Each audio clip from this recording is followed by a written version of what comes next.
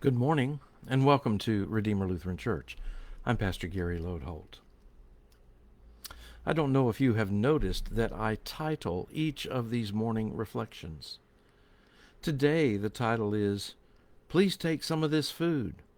And that's because oftentimes when I'm visiting with a family after a death, by the second or third day, so many have brought chicken, ham, casseroles, pies, cakes.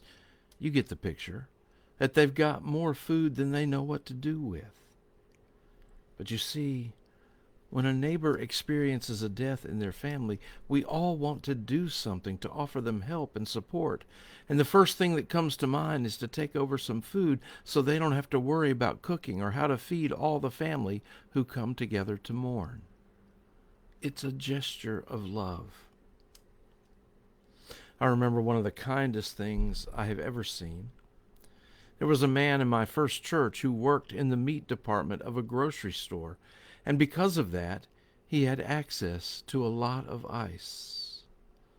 The one thing no one ever thinks about when taking things to a bereaved family is how much ice they will need. But this man did.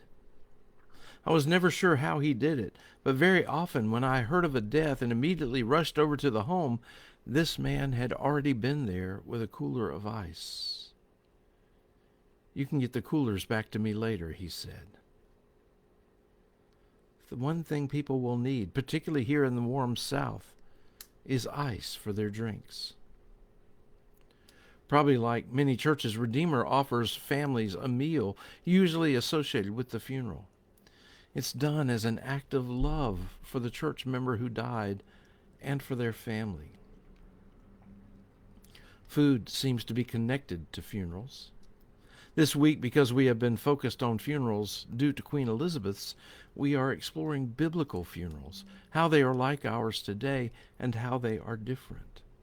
And perhaps one of the first things to say is that the way they dealt with food was different from the way we inundate bereaved families with food today. In Bible times, most deaths weren't met with a feast, but with a fast. The usual period for strict mourning was 7 days, and typically people fasted, eating and drinking just enough to survive for the entire time. It was a sign of deep sorrow and mourning.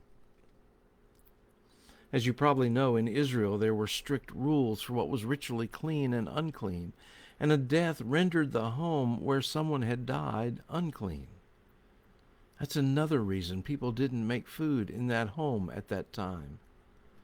Neighbors were allowed to bring over something called mourning bread or bread of sorrow, and some drink called the cup of consolation.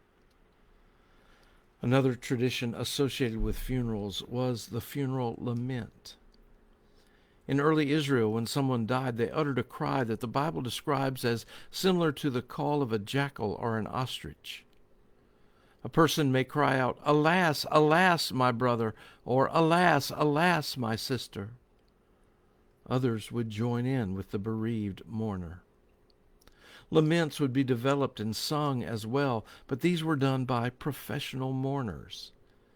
The people who went around from death to death would sing songs that they adapted to the individual. The mourners praised the qualities of the person who died and bewailed their fate. But it is striking that these type laments that are recorded in the Bible don't have religious content at all. There is deep human emotion, but not a word of religious feeling.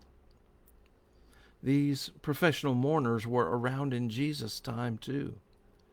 If you know the story of Jairus, whose 12-year-old daughter died, when Jesus got to the house, the mourners were already there. It's actually a significant detail because these people knew death when they saw it. And that's why they laughed at Jesus when he said the girl was only sleeping. They knew she was dead.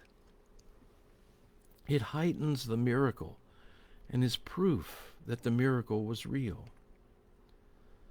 There are also a few things in the Bible that indicate there were funeral hymns. Music is an important part of our funerals today. The poetry of the words and beauty of the music touches us deep within, and helps us in our sorrow. The time of death is an important time for the family of God to surround the bereaved with compassion and care. And traditions of food, sharing the mourning, and music are all an important part of offering our neighbors love and support. Thanks for watching, and remember to let this day belong to God.